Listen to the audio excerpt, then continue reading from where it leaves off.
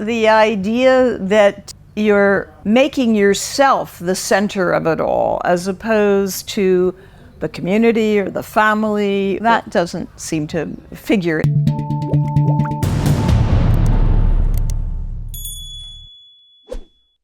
Nancy Sherman, welcome to How the Light Gets In. Thank you so much. It's a pleasure.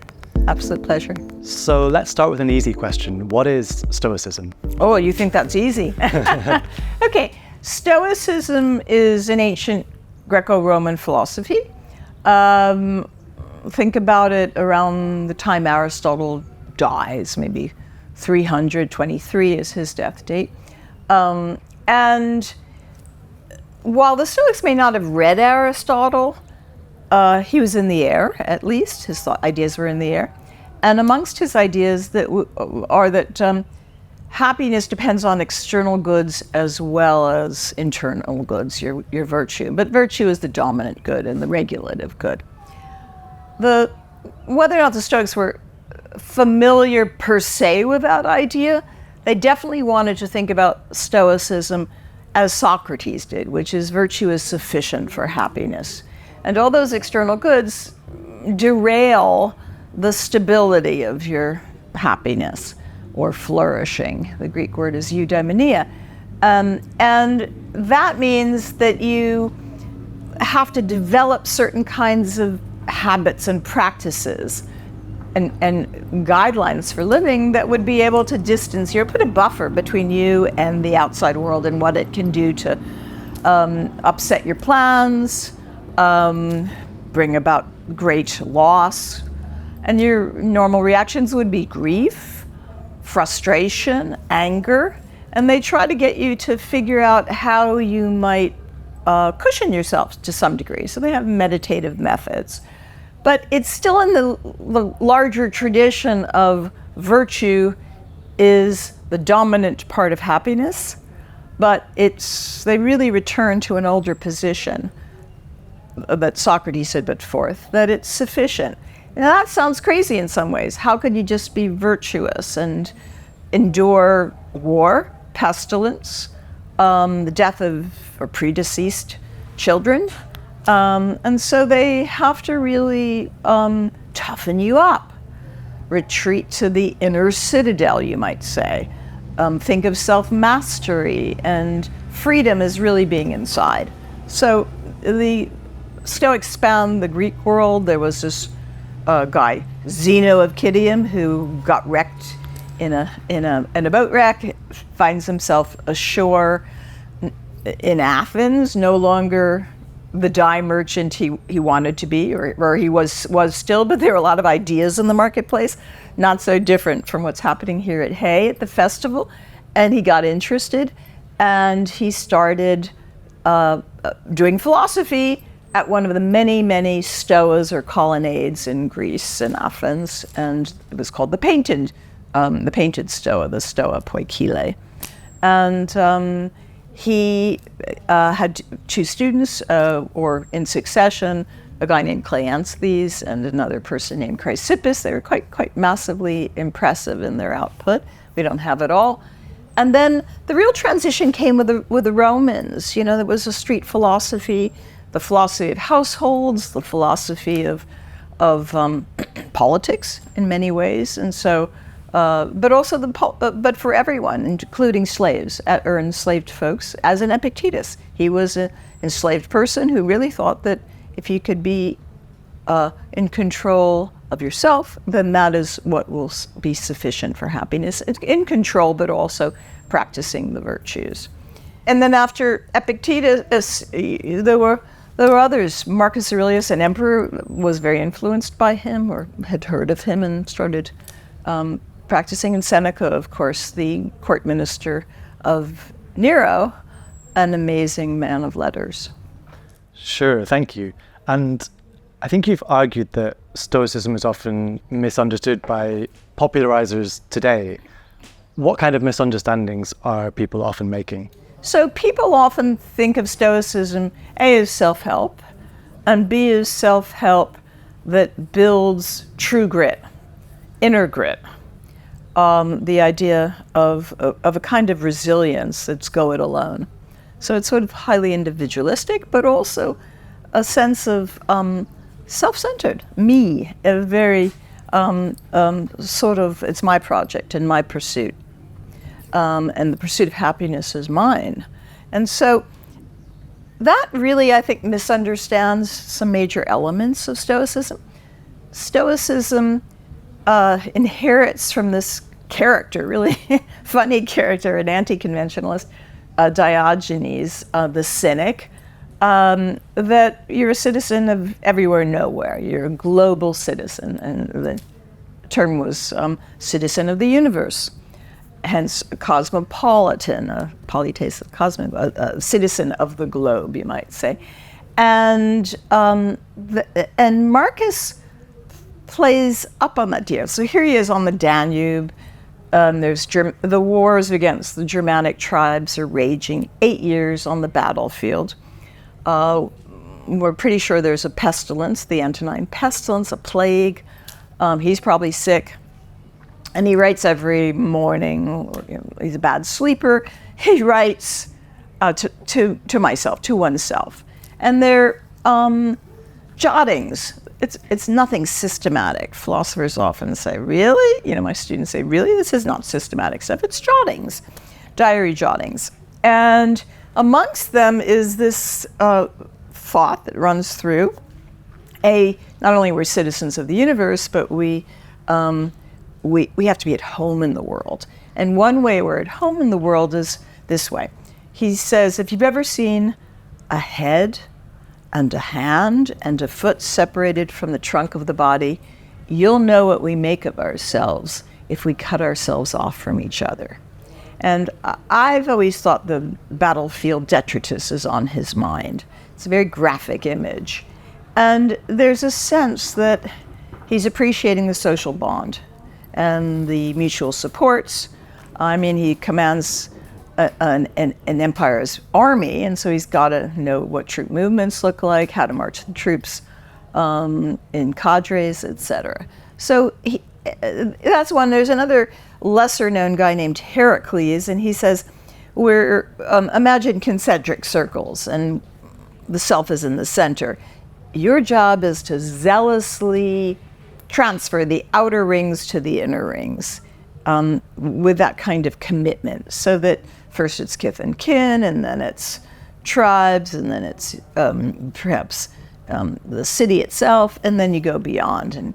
And you have to keep sort of almost like Adam Smith or David Hume, embolden your imagination and your empathy or sympathy so that you can sort of like the judicious spectator, the impartial spectator, bring the outside in and see if you can get have some sort of sense of those that are distant, the distant other.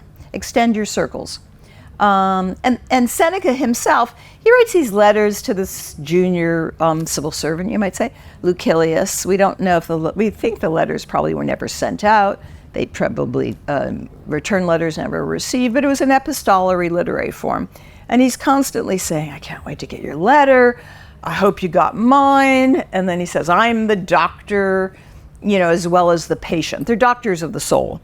And they like to, they think of themselves as offering therapy of the passions. So that sense of awaiting a friend's letter, being in connection, being in conversation with a friend, you don't often get that in a story, especially as the techbros sort of take this self-help philosophy on. One entrepreneurial guy said, this is just the right operating system. This is Tim Ferriss, just the right operating system for entrepreneurs who think big and need egos controlled. Do you think that it says something about the tech bros or about modern society in general that we misunderstand Stoicism in this way? Well, I think the self-help industry doesn't help because it is a self-help industry, and self-help industry isn't typically, we do have how to parent, that's a relationship, how to have a good marriage, that's a relationship, but self-help with the idea of optimize yourself or perfect yourself or sort of try, what one tech bro talks about anti-fragility. That drives me crazy. anti-fragility. Goodness is fragile. Our connections to others are fragile. We should be trained in how to cultivate friends, grieve their loss, reconnect, the sorts of things some philosophers talk about. Aristotle certainly talks about. You may have to lose a friend. You might have thought they were good. They no longer are. That's how it goes. Spend days with others who are really good and cultivate those friendships. And don't have too many, because that would make your friendships watery, he says. Right. So self-optimization is not a Stoic idea? I don't think so. Self-perfection is to some degree, because it is for anyone in the ancient world. You develop the excellence of your soul, and that means the excellence of your virtues, and that reduces to the excellence of your character. But the idea that you're making yourself the center of it all, as opposed to the community or the family or your role as a benefactor, that doesn't seem to figure in a lot of the more popular Stoicism. Sure, okay. And you said that Stoicism doesn't mix well with self-help. What about Stoicism and therapy and therapeutic techniques? Can it be integrated into Sure, that? I think so. So Stoicism is a very advanced or prescient view of emotions. It has a very prescient view of emotions, and that view is that emotions are cognitive. I mean, they wouldn't have said that, but they say they're beliefs, thoughts. They're not like a lower part of the soul, as Plato thought, the bottom half or the bottom third. They are just, your soul just is one thing. Reason and emotions are amongst them. So emotions are both beliefs and also actions, very voluntary. And so the belief is that, say, a bad has happened out there, and that it's apt or suitable to do this in response. So that has a lot to do with emotion management. So you have a cognition that you've been insulted, offended, unjustly treated, and the first thing that might happen is that you well up with some anger, revenge. And so Seneca will say something like, that's the thought is that you've been unfairly offended. And you might have a very impulsive response. Want to go for the jugular. And so he would say something to the effect, insert a pause. That's the impression that's coming in, and you have an impulsive response to this. They call it a kind of an affective impression. It's got a lot of, it's umphy. It's got a lot of emotional juice in it, or something to trigger something in your mind. Give it a pause. Think about what the belief is that you're formulating, your thought is, and think about what might be a more appropriate response. And so that's very much like cognitive behavioral therapy. Regestalt, how you're seeing things, reframe the situation, and if it's especially disabling in the sense of a traumatic experience where a trigger will stimulate a very quick fear response or threat response, you are trying to be aware that that's the case and try to change your belief or cognition about what in fact you are construing out there. I see. And I believe you're now writing a book on Aristotle's ethics. Could you say a bit about the relationship between Stoicism and Aristotle? Sure. So, first of all, I think of Aristotle as covering the whole world of knowledge. I mean, he was polymathic. This one guy, with collaborators, was our first scientist, our first zoologist, marine biologist off the coast of Lesbos, where he really liked to study mollusks. And also in ethics, in the ancient tradition, he inherits the Socratic tradition, the Platonic tradition, that virtue is at the center of your happiness. But he makes it he includes in this a more pluralistic a sweep of what else would go in there, and external goods. And those external goods could be your friends, that relational external good. They could be your health, things that aren't just in your control, fully in your control. So he lets in things that aren't fully in your control, because what's inside is subject to choice and subject to development on your own, that sort of thing. Not entirely. We know our minds are not fully, obviously, subject to our will. But the thought was you have more control over that than you say a war that's halfway around the world where you really have little control. So he has this idea that we're vulnerable, fragile. Our happiness can be reversed. Priam loses all his sons in the Trojan War.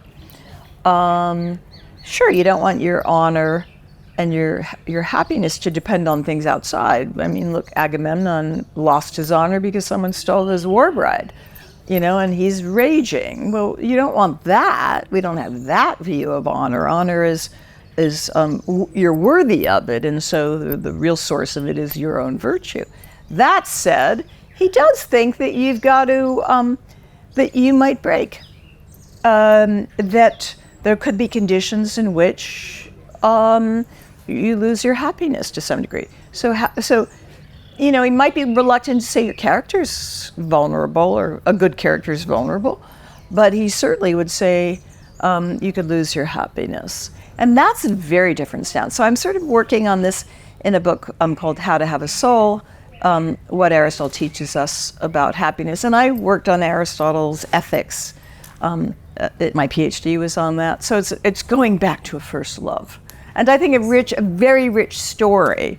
And I think he's very approachable.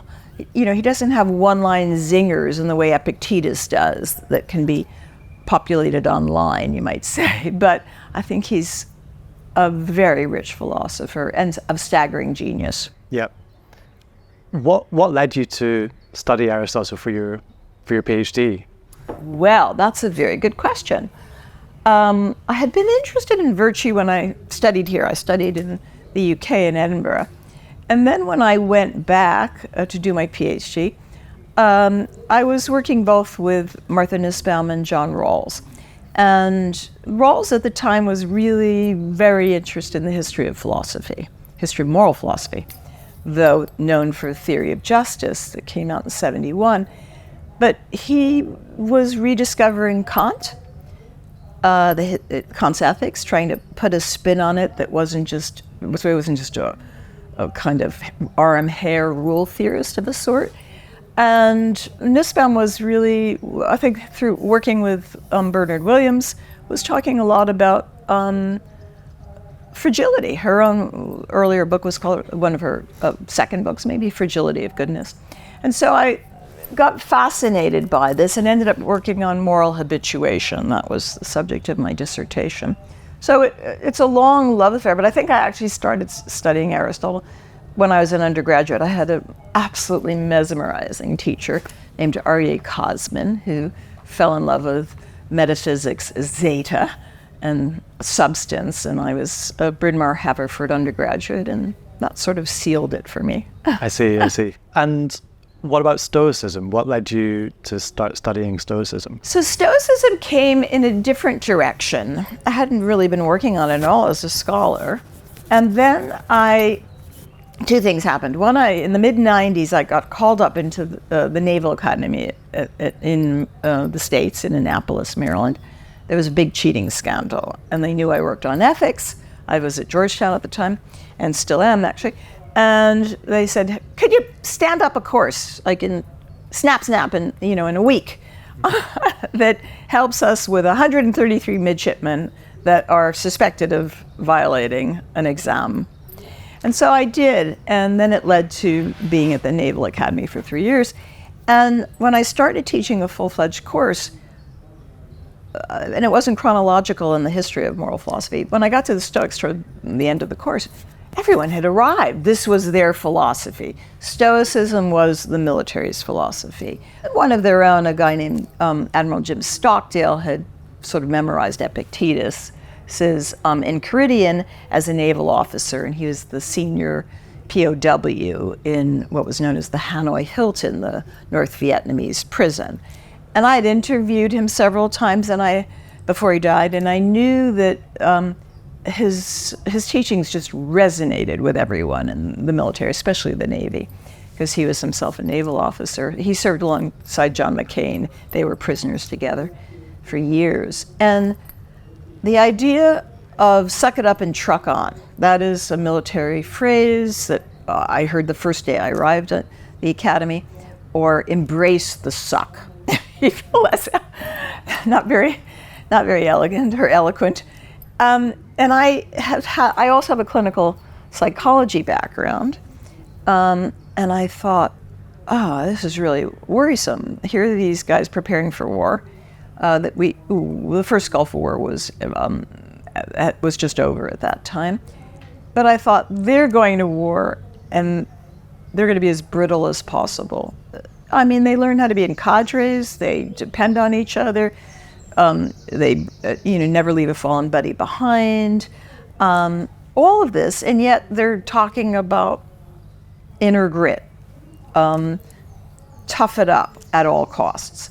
So I started thinking about this, and I wrote a book called Stoic Warriors, the ancient philosophy behind the military mind. And I was interviewing a lot of colleagues and young students, midshipmen, and also cadets at West Point. And it resonated, and I thought, maybe there's really a softer, gentler Stoicism. And going through the works, I found one, I thought. And then I let it go, and I wrote 2 other books after war, but prior to Untold War and After War. We were at war for 20 years in the States, and you as well to some degree, in Britain. And I was teaching students both at the Naval Academy but also at Georgetown who had come back from war, or were about to go, or were very senior officers who were getting master's degrees or going into the Pentagon. And there was a lot of suffering. There was just a lot of trauma. We were also in the midst of suicide epidemics in the military. And I thought, if they're thinking of Stoicism as suck it up and truck on, then they will just bury war, as my father had. He was a World War II veteran. He never talked about his war. And when he died, at age almost 90, I was the closest of daughters. I had no idea he was carrying what we call dog tags, his identifying tags, in his pocket on his keychain. It was he was a young Army private and still was carrying it 50 years later. It was sort of staggering to me. So I thought, this is what's happening to my soldiers. And so I went back to Stoicism and sort of rethought it a little bit. But also at that very time, Stoicism was getting hot on the online.